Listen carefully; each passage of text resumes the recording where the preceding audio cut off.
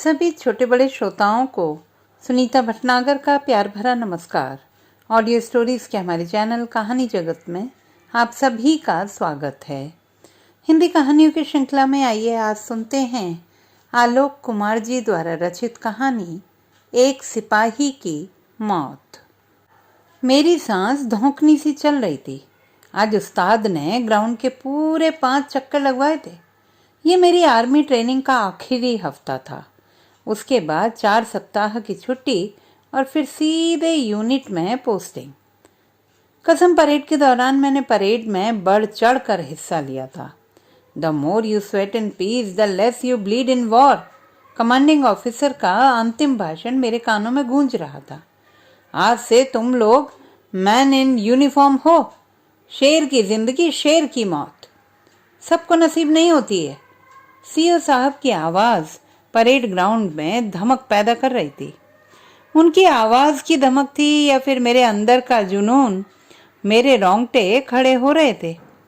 छुट्टी के तुरंत बाद मैंने यूनिट ज्वाइन कर लिया। सुबह पीटी से शुरू होकर रात के नाइट रोल कॉल तक लगभग व्यस्त ही रहता था। जब काम ज़्यादा होता तो मैं अपने कमांडिंग ऑफिसर की बात याद करता, the more you sweat in peace the less you bleed in war, और दूने उत्साह से मैं दिए गए टास्क पूरे करता। समय तेजी से बीत रहा था और मैं अपने ऑन जॉब ट्रेनिंग में पूरी तल्लीनता से लगा था। एक दिन नाइट रोल कॉल के बाद ड्यूटी बंटवारे के समय ड्यूटी एनसीओ ने कहा था, कल तुम सीओ साहब के यहाँ चले जाना। सामान्य सी उत्सुकता में मैंने पूछा, सीओ साहब के यहाँ? किस लिए सर? कल तुम्हारी हेल्पर ड्यूटी है। साहब का हेल्पर छुट्टी पर गया है। उनका स्वर बेहद सपाट था। कुछ समझा कुछ नहीं समझा मैंने, लेकिन ज़्यादा माथा पच्ची किए बगैर जो होगा देखा जाएगा सोचकर चुप ही रहा। सुबह सवेरे में साहब के बंगले पर पहुंच गया। डोरबेल बजते ही सीओ साहब ने गेट खोला। उनींदे से स्वर में बोले, आ गए तुम? Yes sir. पूरे सावधान की मुद्रा में था मैं। रिलैक्स। तो आज तुम आए हो? तुम तो नए रिक्रूट लग रहे हो। सीओ साहब ने मुझे ऊपर से नीचे तक देखा। Yes sir. मैं रिलैक्स होने के बावजूद तना हुआ था। कोई बात नहीं, आज पूरा काम ठीक ढंग से समझ लो, फिर कल से खुद ब खुद कर लेना। सीओ साहब थोड़ा ठहरे और फिर बोले, सबसे पहले अंदर जाकर शू रैक से सारे जूते लेकर उसे ठीक से पॉलिश करके रख दो। फिर यूनिफॉर्म प्रेस करके बेल्ट और कैप के सारे मेटल को ब्रासों से चमका दो। कोई शक? एक सांस में ही पूरी बात बोल गए वो। नो सर, मेरे मुंह से अनायास ही निकल गया। यस सर, नो सर की तो ट्रेनिंग थी मेरी, लेकिन मन पूरी तरह उधेड़ बुन में रहा। सीओ साहब के सामने मेरी हिम्मत ही नहीं हुई कुछ बोलने की, लेकिन मन के अंदर भावों का आवेग हिलोरे ले रहा था। शू पॉलिश, वह भी किसी और का? ये बात मुझे पच ही नहीं रही थी। मैंने सपने में भी नहीं सोचा था कि फौज में मुझे किसी के घर में काम करने को बोला जाएगा। अपने जूते चमकाने की तो आदत थी मेरी, लेकिन सीओ साहब के जूते? मैं अभी तक अपने विचारों के झंझावात से जूझ ही रहा था कि सीओ साहब फिर से बोल पड़े, मैडम घर में रहेंगी, आगे का काम वही बताएंगी। तुम नए हो इसलिए आज पूरा काम बताया। कल से इसी वक्त आ जाना और ये सारा काम कर लेना। सीओ साहब काम बताकर अंदर जा चुके थे। एक बार पूरी हिम्मत लगाकर मैंने सोचा कि बोल देते हैं कि सर मुझसे ये काम नहीं होगा, लेकिन हिम्मत नहीं पड़ी। जिन सीओ साहब को मैंने इतने नज़दीक से पहली बार देखा था, उनके सामने उन्हीं के आदेश की अवहेलना बहुत हिम्मत जुटाकर भी नहीं कर पाया। धीरे से जाकर यूनिफॉर्म प्रेस करने लगा। मैं वक्त लेना चाह रहा था कि शायद कुछ हो और मुझे जूता पॉलिश ना करना पड़े। यूनिफॉर्म प्रेस करके मैं मेटल चमका ही रहा था कि सीओ साहब उधर से निकले और बोल पड़े, अभी तक शू पॉलिश नहीं किए हो? मेरी रही सही आशा भी जवाब दे गई। आसन्न भविष्य के संकट को मैं और आगे धकेलना चाहता था, इस आशा में कि कोई करिश्मा शायद मुझे ये करने से बचा ले। लेकिन सीओ साहब के फिर से दोहराए गए आदेश ने मेरी रही सही आशा पर भी पानी फेर दिया। हताशा में मेरे मुंह से बस इतना ही निकल पाया, सर ये जूता मैं पॉलिश करूँगा। सीओ साहब मुड़ के बोले, क्या? कुछ कहा क्या तुमने? रूह तक कांप गई मेरी। घिग्गी बंधे हुए स्वर में बोला, नहीं सर। सीओ साहब दोबारा बोले, कुछ प्रॉब्लम है तो बताओ। नहीं सर, कुछ नहीं। सांसें थम सी गई मेरी। मैंने बिना कुछ सोचे जूता उठाया और पॉलिश करने लगा। घर से निकलते वक्त सीओ साहब बोलकर गए कि अभी जाकर मैस में नाश्ता कर लो, फिर 9 बजे इधर ही आ जाना। मैस की ओर जाते वक्त ऐसा लग रहा था मानो मेरा सब कुछ लुट गया हो। जाकर सीधे अपने बेड पर ढेर हो गया। न खाने की इच्छा हो रही थी, न ही कुछ करने की। विचारों का झंझावात चल रहा था मेरे मस्तिष्क में। मेरे सोचने समझने की शक्ति मानो किसी ने छीन ली थी। बार बार घूमकर जूता मेरे सामने आ जाता था। मन को वहां से दूर करना चाहता था, लेकिन मन बार बार वहीं जाकर अटक जाता था। बिना नाश्ता किए ही मैं ऑफिस की ओर चल पड़ा। वहां पहुंचकर मैं जल्द से जल्द कंपनी हवलदार से मिलना चाह रहा था। ऑफिस में कुछ देर इंतजार करने के बाद मुझे हवलदार साहब दूर से ही आते दिखाई दिए। लपक कर मैं उनके पास पहुंचा। जय हिंद सर। जय हिंद, गंभीर सी आवाज में बोले वो। सर, मुझे आपसे कुछ बात कहनी है। हाँ बोलो। सर, दरअसल मैं आज सीओ साहब के यहाँ गया था। कुछ देर के लिए मैं सांस लेने के लिए रुका और अपने आप को आगे की बात बताने के लिए तैयार करने लगा। हाँ हाँ बोलो, हवलदार साहब बोल पड़े। सर, मुझे वहाँ काम नहीं करना है। बिना बात को विस्तार दिए मैं सीधे मुद्दे पर आ गया। क्यों, क्या प्रॉब्लम है वहाँ? हवलदार साहब मेरी इस धृष्टता पर थोड़े अचंभित हुए थे। कुछ नहीं सर, बस ठीक नहीं लगा वहाँ। मेरा स्वर फिर से सपाट था। हवलदार साहब अनुभवी इंसान थे। बात को भांप तो गए, लेकिन अनभिज्ञ बने रहे। बोले, बेटा, यहाँ अपने हिसाब से नहीं, फौज के हिसाब से काम करना पड़ता है। वो तो ठीक है सर, लेकिन किसी के घर में काम करना मुझे अच्छा नहीं लग रहा है। मैं बेधड़क बोल रहा था। इस बार हवलदार साहब ने घूर कर देखा मुझे। बोले, फिर कहाँ काम करोगे तुम? रोड पर चूना लगाओगे? ऑफिस के गार्डन में पानी डालोगे? बोलो, कुछ तो करोगे। और हाँ, वहां तुम काम नहीं करोगे तो दूसरा कौन करेगा? अगर सभी यही बोलने लग जाएं तो फिर सीओ साहब के यहाँ तो कोई काम ही नहीं करेगा। तुम बताओ, क्या मैं सीओ साहब को बोल दूं कि कोई आपके यहाँ काम करने को तैयार नहीं है? उसके बाद पता है ना, अनुशासनहीनता के नाम पर पूरी यूनिट परेड ग्राउंड पर नजर आएगी। मैं तुम्हें इसलिए बता रहा हूँ क्योंकि मुझे खुद तुम्हें वहां भेजना अच्छा नहीं लगता। कोई दूसरा कंपनी हवलदार होता तो तुम अभी पिट्ठू लगाकर दौड़ रहे होते। तुमसे बड़ा हूँ, 24 सालों से आर्मी में हूँ, सब ऊंच नीच देखी है मैंने। कुछ दिनों की बात है, एक बार सीनियर हो जाओगे फिर वहां कोई और चला जाएगा। और हाँ, एक बार उधर सेट हो गए तो फिर कोई ड्यूटी नहीं करनी पड़ेगी। राजस्थान सेक्टर में जाओगे तो 50 डिग्री टेम्परेचर में बाहर काम करना पड़ेगा, तब तुमको यही ड्यूटी आसान लगेगी। हवलदार साहब तो मानो रुकने का नाम ही नहीं ले रहे थे। एक साथ अपना सारा अनुभव उन्होंने मेरे सामने उड़ेल दिया। नहीं सर, बिल्कुल नहीं। हवलदार साहब की बात खत्म होने का इंतजार नहीं कर सका था मैं। जल्दी से दोबारा बोल पड़ा, कितना भी कठिन काम कर लूंगा सर, पर यह काम मत करवाइए।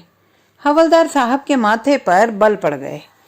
कुछ सोचते हुए बोले, ठीक है, 1-2 दिनों तक वहीं काम करो अभी, फिर देखते हैं। इतना आश्वासन मिलने पर थोड़ी देर के लिए राहत महसूस की थी मैंने। ब्रेकफास्ट के बाद मैं बुझे मन से सीओ साहब के घर पहुंच गया। देखा कि सीओ साहब जा चुके थे। मैडम घर के अंदर काम में व्यस्त थी। जय हिंद मैडम, सीओ साहब बोले थे कि नाश्ते के बाद आपके पास आ जाऊं। अच्छा, तो तुम नए हो? यस मैडम, धीरे से बोल पड़ा मैं। ठीक है, थोड़ा गार्डन में पानी वानी दे दो, फिर अंशु को स्कूल छोड़ देना। और हाँ, लौटते समय सब्जी का लिस्ट दूंगी, वह लेते आना। प्रत्येक बीतते पल के साथ मेरा आत्मविश्वास डिग रहा था। हीन भावना से ग्रसित एक एक पल मेरे लिए दूभर हो रहा था। लंच तक एक घरेलू नौकर की तरह मैं मैडम के हुक्म की तामील करता रहा। लंच के समय मैडम बोली, अब शाम में एक बार आ जाना, अगर कुछ काम नहीं होगा तो पूछकर चले जाना। और हाँ, अगर कोई दूसरा कुछ काम बोले तो बता देना कि सीओ साहब के यहाँ हेल्पर हैं। बाहर कुछ करने की ज़रूरत नहीं है। कोई कुछ बोले तो मुझे बताना। मैडम गर्वोन्नत भाव से मुझे समझा रही थी कि यहाँ काम करोगे तो और किसी तरह के काम या ट्रेनिंग की ज़रूरत ही नहीं है। उस रात मैं ठीक से सो नहीं पाया। भोर को जब नींद आई तो देखता हूँ कि सीओ साहब एक तांगे पर बैठे हैं। ये क्या? तांगे में कोई घोड़ा नहीं लगा है। सीओ साहब बोलते हैं कि इस तांगे को खींचो। मैं असमंजस में उनकी ओर देखता हूँ। खींचो! मुझे लगा जैसे परेड ग्राउंड में उस्ताद की आवाज़ गूंजी हो। यंत्रवत मैं तांगे को खींचने की कोशिश करता हूँ। तांगा टस से मस नहीं होता। और ज़ोर से! पीछे से फिर वही आवाज़ गूंजती है। अपना सारा जोर लगा देता हूँ पर वह तांगा तो जैसे अपनी जगह पर जम गया है। पसीने से तरबतर मैं चिल्लाना चाहता हूँ कि तभी मेरी नींद खुल जाती है। बैरक में पंखे के नीचे भी मेरे पसीने निकल आए। The more you sweat in peace the less you bleed in war. मन झल्ला उठा मेरा। सीओ साहब यही पसीना बहाने की बात कर रहे थे। सुबह फिर सीओ साहब के यहाँ ही जाना है, ये सोचकर ही मेरे पेट में एक अजीब सी ऐंठन शुरू हो गई। कंपनी हवलदार साहब ने बोला है कि 1-2 दिन देख लो, फिर देखता हूँ। ये सोचकर थोड़ी सी तसल्ली हुई। आज सीओ साहब के यहाँ मेरा चौथा दिन था। अभी तक दूसरा कोई लड़का मेरे बदले नहीं आया था। शाम को ड्यूटी से वापस आते ही मैं हवलदार साहब से मिलने चला गया। मुझे देखते ही हवलदार साहब बोल पड़े, आओ आओ, बताओ कैसी चल रही है तुम्हारी ड्यूटी। बिना किसी प्रस्तावना के मैं सीधे बोल पड़ा, सर अभी तक मेरे बदले कोई नहीं आया है वहाँ। हवलदार साहब बोले, बैठो। मैंने 2IC से बात की थी, लेकिन उनका कहना है कि अगर एक को हटाएंगे तो सभी बोलेंगे कि हमें भी ये काम नहीं करना है, फिर बहुत प्रॉब्लम होगी। इसलिए अभी तो उसे करने दो, बाद में देखते हैं।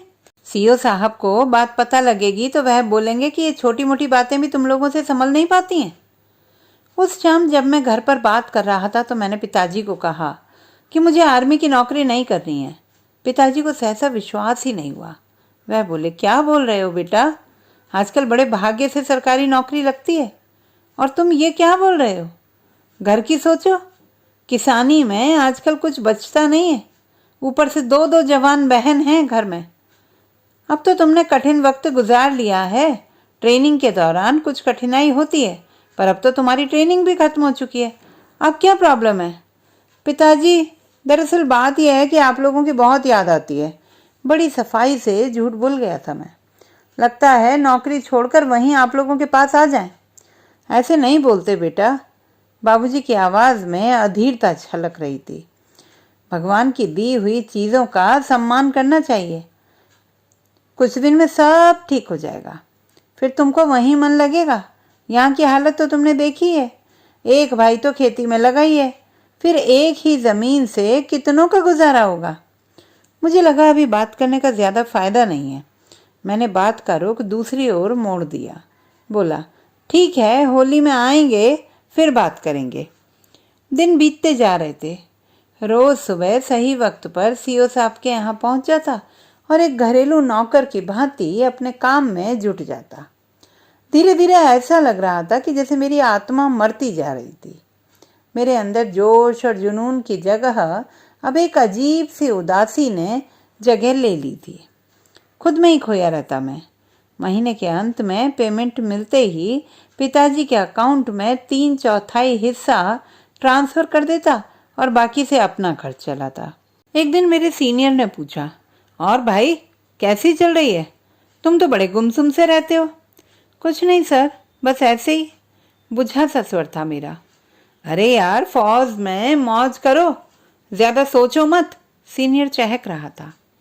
सर अगर मैं यहाँ से भाग जाऊँ तो क्या होगा। मुझ पर जैसे उनके सुझाव का कोई असर ही नहीं हुआ था। सीनियर ने मेरी तरफ ऐसे देखा जैसे कोई अजूबा देख रहा हो। बोले, क्या प्रॉब्लम है भाई। कुछ नहीं सर, बस यहाँ अफसरों के घर में काम करना मुझे अच्छा नहीं लगता है। मैं सचमुच उदास हो गया था। सीनियर का चहकना बिल्कुल बंद हो गया, जैसे किसी ने उनकी दुखती रग पर हाथ रख दिया हो। कुछ बोले नहीं, बस मेरे हाथ पर उन्होंने अपना हाथ रख दिया। भाई अंग्रेज तो चले गए, लेकिन अपनी औलादें यहाँ छोड़ गए। उनका स्वर भी इस बार दुख से भीगा हुआ था। फिर बोले, लेकिन अब अगर भाग गए तो पुलिस पकड़ कर लाएगी, भगोड़ा घोषित करके सजा मिलेगी। सर अगर मैं फौज से इस्तीफा दे दूं तो? मैंने अपना दूसरा तीर छोड़ा। अरे यार ये फौज है, यहाँ एक तो तुम्हारा इस्तीफा मंजूर नहीं होगा, और खुदा न खास्ता अगर हो भी गया तो ट्रेनिंग के एवज में इतने पैसे मांगेंगे कि तुम दे ही नहीं पाओगे। वो रुके नहीं, आगे बोलते ही गए। भाई फौज वन वे ट्रैफिक है, यहाँ लोग आते तो अपनी मर्जी से हैं लेकिन जाते फौज की मर्जी से हैं। लेकिन ज्यादा सोचने से कुछ नहीं होगा, आराम से बिना सोचे नौकरी करो, शाम में दारू पियो और सो जाओ। उन्होंने अपना दर्शन या यूं कहें कि अपना अनुभव हमसे साझा किया, लेकिन मेरे मन को तसल्ली नहीं मिली। होली की छुट्टी में घर आया तो सारा घर खुशियों से भर गया। सबके लिए मैं कुछ न कुछ लेकर आया था, सब खुश थे।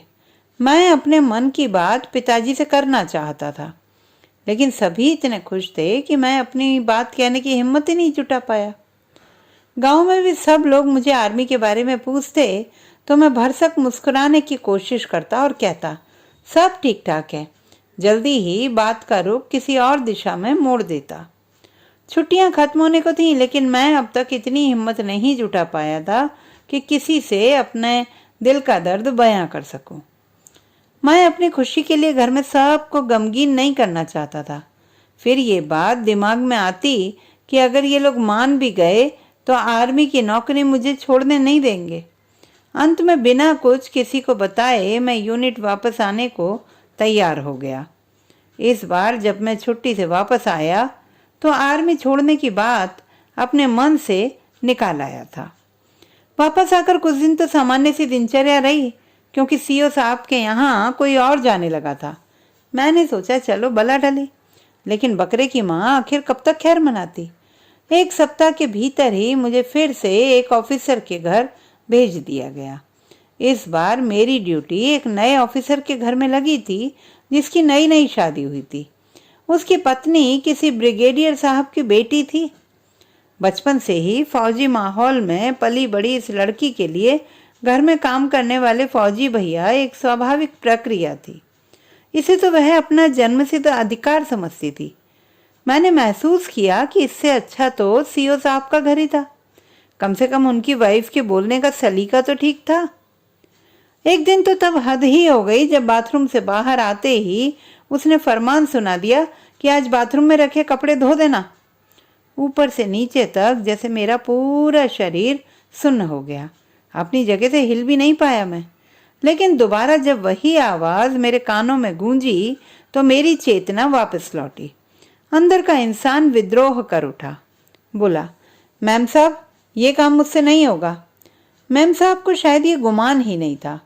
जब से होश संभाला था तब से सीनियर आर्मी ऑफिसर की बेटी बनकर ही जिया था उसने। कैंप में पापा के साथ जब भी निकलती, सामने की भीड़ डरे सहमे हुए कुत्तों की भांति पूंछ दबाए उनके पापा को सलाम करती थी।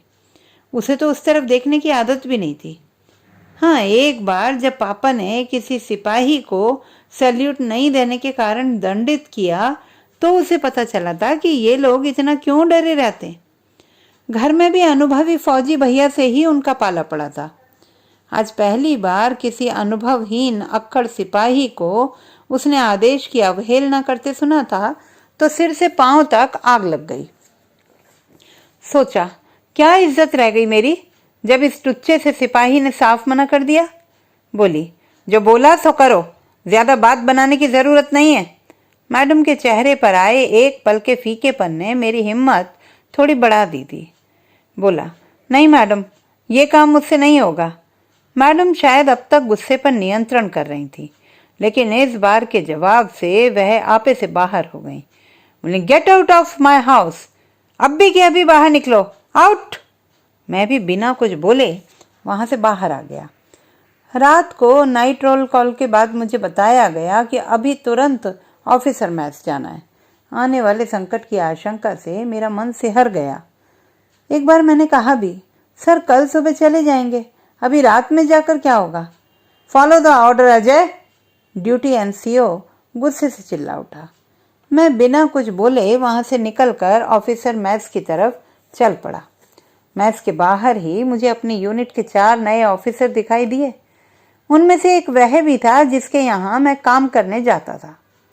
नज़र मिलते ही उनमें से एक ने मुझे अपने पीछे आने का इशारा किया। अब हम पांचों एक ही कमरे में थे। ये कमरा उनमें से ही किसी बैचलर ऑफिसर का था। कमरे का दरवाज़ा बंद होते ही उनमें से एक बोल पड़ा, और हीरो कैसे हो? हीरो, इस संबोधन से थोड़ा अचकचा गया मैं, लेकिन अपने को नियंत्रित कर बोला, ठीक हूँ सर। बड़ी चर्बी चढ़ गई है तुम्हारी, बहुत दिनों से पिट्ठू परेड नहीं हुआ है क्या? दूसरा ऑफिसर बड़े ही सर्द स्वर में बोला, नहीं सर, ऐसी कोई बात नहीं है। दबी जुबान में मैं बस इतना ही बोल पाया। Then how dare you misbehave with an officer's wife? तीसरी कड़कती आवाज़ मेरे कानों में गूंजी। अंदर तक हिल गया मैं। बस इतना ही बोल पाया, नहीं सर, मैंने तो कुछ भी नहीं किया है। आगे अब करने लायक रहोगे भी नहीं। फिर से चौथी गुर्राती आवाज़। जहाँ एक ही ऑफिसर दूर से आते दिखता था तो जवानों की भीड़ ऐसे सतर्क हो जाती थी जैसे शेर की आहट से भेड़ का झुंड सावधान हो जाता है। वहां दूसरी ओर अकेला मेमना 4-4 शेरों के बीच घिघिया भी नहीं पा रहा था। उनमें से एक अंत में बोला, यार इससे क्या बात करनी है, अभी मिलिट्री पुलिस को बुलाओ और इसको हैंड ओवर करो। 2 दिन छुट्टी है, क्वार्टर गार्ड में बंद रहेगा, फिर मंडे देखते हैं कि क्या पनिशमेंट देनी है। लेकिन अभी क्या चार्ज लगाएं? दूसरे ने शंका जाहिर की। कुछ नहीं यार, एक कमीशन्ड ऑफिसर एक सिपाही को कभी भी बंद कर सकता है। मंडे को डिसोबीडियंस का चार्ज लगेगा इस पर। तुरंत 2 पुलिस वाले आए और मुझे क्वार्टर गार्ड में बंद कर दिया गया। मेरी सांस धौंकनी सी चल रही थी।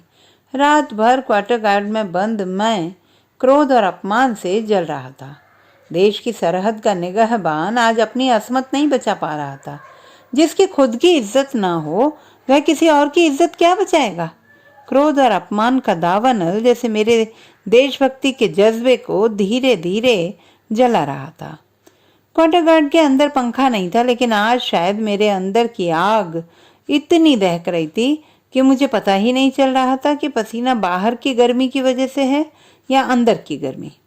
The more you sweat in peace the less you bleed in war. Commanding officer का अंतिम भाषण मेरे कानों में गूंज रहा था। आज से तुम लोग मैन इन यूनिफॉर्म हो। शेर की जिंदगी और शेर की मौत सबको नसीब नहीं होती है। सच में ये जिंदगी तो नसीब वालों को ही मिलती है। सोमवार को मेरा चार्जशीट दाखिल हुआ और 1 सप्ताह तक चले ट्रायल के बाद मुझे 28 दिन तक सेल में बंद रहने की सजा मिली। सिस्टम से लड़ना सबके बस की बात नहीं है। 28 दिन तक सेल में रहकर मैंने फौज की कड़वी सच्चाई को बेहद करीब से देखा था। दमन के सैकड़ों किस्से जो यूनिट के इतिहास में दफन हो चुके थे, इन 28 दिनों में मिलिट्री पुलिस द्वारा मेरी जानकारी में आए थे। 28 दिनों की जलालत के बाद मैं बाहर निकला। 1 सप्ताह तक मुझे कहीं नहीं भेजा गया। मैं भी शांति और खामोशी से अपना जीवन बस काट रहा था। गांव का सीधा, सच्चा और बहादुर नौजवान वीरता और देशभक्ति के जज्बे को भूल चुका था। याद था तो बस इतना ही कि सिस्टम से अपनी खुद की इज्जत भी नहीं बचा पाया। कैसी विडंबना है। देश की इज्जत ऐसे हाथों में है जिसकी खुद की कोई इज्जत नहीं। अगर देश का सिपाही सोचने लगे कि को नृप होए हमें कहानी, चेरी छाड़ी कहा रानी, तो देश की अस्मिता कौन बचाएगा? आज पता चला कि परतंत्रता कितनी पीड़ादायक होती है। आर्मी मेरा इस्तीफा मंजूर नहीं करती और अंदर अफसरों की चाकरी मेरे स्वाभिमान को दिन रात को चलती रहती। चारों ओर से बंधन। उफ, घुटन सी होने लगी मुझे। गर्मियों के दिन थे, बॉर्डर पर हलचल बढ़ गई थी। उड़ती खबर थी कि कुछ घुसपैठिए बॉर्डर क्रॉस करके इस तरफ आ गए हैं। रोज किसी न किसी यूनिट के मूवमेंट की खबर आती रहती थी। और फिर एक दिन जब मेरे यूनिट को मूव करने का आदेश मिला तो मेरे लिए यह किसी आज़ादी से कम नहीं था। मैं इस बहाने साहब के घर के काम से मुक्त हो गया था। तंबुओं में जीवन इतना आसान नहीं था, लेकिन मैं फिर भी खुश था। हथियार वगैरह की सफाई दिन रात चलती, तरह तरह के ड्रिल होते, इलाके का मैप समझाया जाता। कुल मिलाकर यूनिट में बड़ी हलचल थी। साहब का काम तो यहाँ भी करना पड़ता था। लेकिन मैम साहब के नखरे नहीं थे। एक दिन रात 11 बजे खबर आई कि आज एक टीम को सर्च मिशन पर जाना है। संयोग से मुझे भी उस टीम में लिया गया। रात 2:30 बजे हमारी टीम मिशन पर निकली। करीब 4:30 सुबह तक हम लोग जंगलों के रास्ते गुजरते रहे। मंजिल पर पहुंचते पहुंचते सुबह के 5 बज गए। मेरी सांस धौंकनी सी चल रही थी। खंदक में छुपा मैं अपने असॉल्ट राइफल के साथ अगले आदेश की प्रतीक्षा कर रहा था।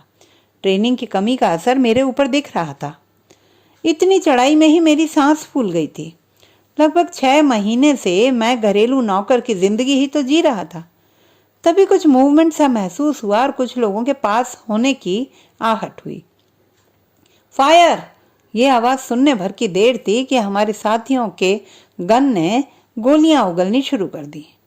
तड़ तड़ तड़ के स्वर से पूरी घाटी गूंज उठी। घुसपैठियों में भगदड़ मच गई। इस अप्रत्याशित हमले से वे घबरा गए थे। इधर उधर तितर बितर होकर वे भागने लगे। हमारी टीम ने उनका पीछा करना शुरू किया। थोड़ी दूर दौड़ने के बाद उन लोगों ने भी पोजीशन ले लिया और दोनों तरफ से फायरिंग शुरू हो गई। तभी मुझे एक घुसपैठिया एक तरफ मूव करता दिखा। मैंने गोली चला दी, लेकिन गोली सही निशाने पर नहीं लगी। अजीब सी झल्लाहट में मैंने दूसरा फायर किया, लेकिन ये क्या, गोली फिर निशाने से चूक गई। ट्रेनिंग की कमी अपना असर दिखा रही थी। तब तक उसने दोबारा एक पेड़ की ओट में शरण ले ली। मैं अपना पोजीशन रिवील कर चुका था। मैंने अपनी ट्रेनिंग के दौरान लिया सबक याद किया। अब मुझे जल्द से जल्द अपना पोजीशन चेंज करना था। मैंने क्रॉलिंग करना शुरू कर दिया, लेकिन तभी एक ग्रेनेड हमारे सामने ही आकर गिरा। मैंने अपना मुंह दूसरी ओर घुमाकर जमीन में जोर से चिपका लिया। धमाका जोरदार था। मैं बुरी तरह घायल हो चुका था। मेरे दोस्तों ने मुझे कवर करते हुए दुश्मनों पर गोलियां दागनी शुरू कर दी।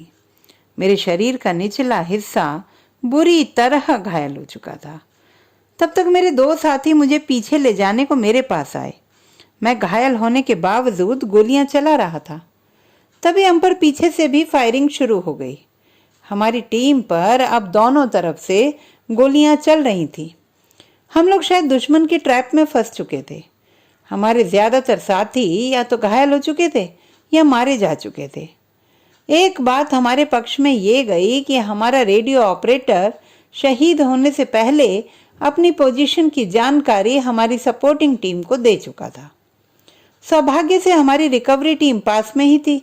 उनके पास पहुंचते ही पासा फिर से पलट गया। दुश्मन की टोली में फिर से भगदड़ मच गई। घुसपैठिए या तो खेत रहे या भाग निकले। मैं अपने दोस्त के साथ घायल पड़ा था। घायलों की संख्या ज्यादा थी, इसलिए एक बार में सबको ले जाना संभव नहीं था। मेरे दोस्त ने कहा, तुम पहले चले जाओ, लेकिन मैं किसी भी हालत में वहां से जाने को तैयार ही नहीं था। वो बोला, दोस्त तुम ज्यादा घायल हो, तुम पहले चले जाओ। देखो तुम्हारा जीना देश के लिए ज्यादा जरूरी है। बोलते हुए भी मैं दर्द से कराह रहा था। ऐसा क्यों बोलते हो? तुम भी देश की संपत्ति हो। उसके स्वर में एक दर्द था। नहीं दोस्त, मन का हारा आदमी किसी के काम का नहीं होता। मेरे स्वर में अथाह वेदना थी। अगर तुम नहीं जाओगे तो मैं भी नहीं जाऊंगा। कम से कम यहाँ तुम्हारा ख्याल तो रखूंगा। उसने अपना फैसला सुना दिया। मैंने कहा, तुम चले जाओ, मेरी परवाह मत करो। एक सिपाही अपने दूसरे सिपाही को कैसे छोड़ सकता है? उसकी आवाज तरल हो चली थी। सिपाही? सोल्जर? हाँ, यही तो था मैं, पर न जाने क्यों अपने लिए ये संबोधन मुझे अटपटा सा लगा। सामने घूम गया सीओ साहब का जूता, साहब का कुत्ता, मैडम की कड़कती आवाज, 28 दिन क्वार्टर गार्ड की सजा। क्या मैं सचमुच देश की सरहद पर मर मिटने वाला सिपाही था? तभी साथी की आवाज ने मेरी तंद्रा भंग की। क्या सोच रहे हो भाई? कुछ नहीं, बस यूं ही। मैं कुछ बोल नहीं पाया। मेरा खून ज्यादा रिस चुका था और बार बार मेरी पलकें बंद हुई जाती थी। मेरा साथी बहुत परेशान था। कभी अपने वाटर बॉटल से मुझे पानी पिलाता, कभी आंख पर पानी के छींटे मारता। वो बोला, तुम चिंता मत करो, मैं तुम्हें हॉस्पिटल पहुंचाने के बाद ही दम लूंगा। मेरे शरीर का निचला हिस्सा सुन्न हुआ जाता था। मैंने अपने दोस्त से कहा, तुम क्यों बेवजह चिंतित होते हो? किसके लिए व्यर्थ परेशान हो? मैं तो पहले ही मर चुका हूँ। बस ये एक सिपाही का शरीर है जो तुम्हारे साथ है। मेरे अंदर के सोल्जर को तो हमारे सिस्टम ने पहले ही मार दिया है। आज अगर यहाँ शहीद हुआ तो मेरी आत्मा को थोड़ी तसल्ली मिलेगी कि ये मरा हुआ सिपाही भी देश के काम आया। वापस जाकर भी तो फिर से वही चाकरी करनी है अपने साहब की। इससे अच्छा तो मेरा ये शरीर देश के काम आ जाए। मेरी आंखें भीग चुकी थी। मन से हारा हुआ सिपाही कभी जंग नहीं जीतता, इसलिए मेरा मर जाना ही सबके लिए हितकर है।